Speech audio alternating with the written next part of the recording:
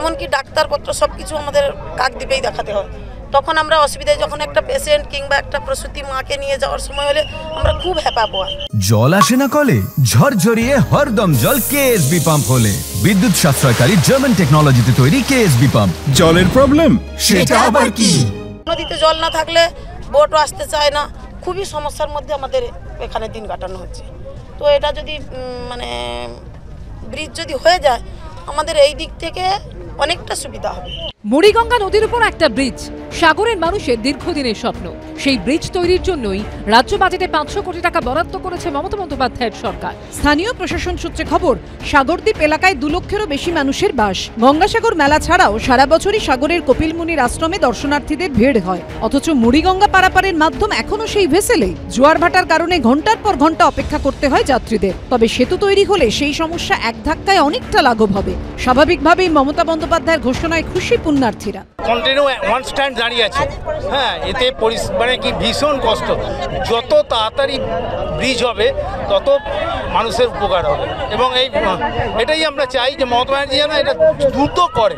আমাদের যাওয়া আসার অসুবিধা হয়, এই যে বসে থাকি ভ্যাসেলের জন্য, কখন জোয়ার হবে তখন আমরা যাব, এবং আমাদের ব্রিজ হলে খুবই সুবিধা হয়, প্রত্যেকটা মানুষের সুবিধা হয়। প্রশাসন সূত্রে খবর, লট নম্বর 8 থেকে কচুবেড়িয়া পর্যন্ত মুড়িগঙ্গা নদীর ওপরে 4 লেনের এই সেতু হবে। এই সেতুর দৈর্ঘ্য হবে প্রায় 3 কিলোমিটার। প্রশাসন সূত্রে খবর, অত্যাধুনিক এই ব্রিজ তৈরি করতে সময় লাগবে প্রায় 4 বছর। কচুবেড়িয়া জেটিঘাটের ওপর দিয়ে সেতু সোজা যাবে কাকদ্বীপের আশ্রম মোড়। রাজ্য বাজেটে গঙ্গাসাগর সেতুর জন্য 500 কোটি টাকা বরাদ্দ করেছেন মুখ্যমন্ত্রী মমতা বন্দ্যোপাধ্যায়। আমি এখন দাঁড়িয়ে রয়েছি কাকদ্বীপের লট নম্বর 8, উল্টো দিকে সাগরের কচুবেড়িয়া। এই যে মুড়িগঙ্গা নদী, এই নদীর উপরেই তৈরি হবে গঙ্গাসাগর সেতু। গঙ্গাসাগর ভারত সেবাশ্রম সংঘ থেকে আমরা দিদিকে কৃতজ্ঞতা জানাচ্ছি, যেটা বিচ্ছিন্ন ছিল। এখানে প্রতি বছর লোক বাড়ছে, মেলার সময় 1 কোটি লোক ছাড়াচ্ছে, এই যে অসুবিধা হচ্ছে, একটা আশা রাখলো কি ভবিষ্যতে মানুষ নিত্য নৈমিত্তিক গঙ্গাসাগরে আসতে পারবে। খুব খুশি হয়েছি, কাজটা শুরু হলে যত তাড়াতাড়ি শুরু হবে আরো খুশি হব। খুব সমস্যার মধ্যে পড়তে হয়, খুব ভেসেল বন্ধ থাকলে তো আমাদের বসে থাকতেই হয় 4 ঘন্টা 5 ঘন্টা, যখন যেমন। বেশি পয়সা দিয়ে ভটভটিতে যাতায়াত করতে হয়, কাদায় নেমে হেঁটে জলে নেমে। ভোগান্তির ছবিটাকে এবার বদলাবে। গৌতম মণ্ডলের রিপোর্ট, এবিপি আনন্দ, দক্ষিণ 24 পরগনা।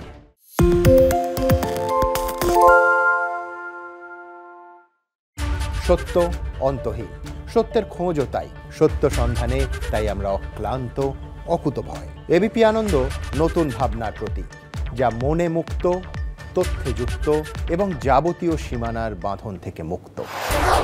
সীমা না শব্দটির মধ্যেই লুকিয়ে আছে মানা শব্দটি, যেন চোখ রাঙানি এক অদৃশ্য বেড়াজাল, যা আটকে রাখে আমাদের এক ছোট্ট গণ্ডির মধ্যে। একমাত্র সঠিক খবরই গড়ে তুলবে এক মুক্ত সমাজ। সেই জগৎ গড়ার লক্ষ্যে কোনো সীমানার ঠুকুটি আমরা মানব না। এবিপি আনন্দ এগিয়ে থাকে, এগিয়ে রাখে।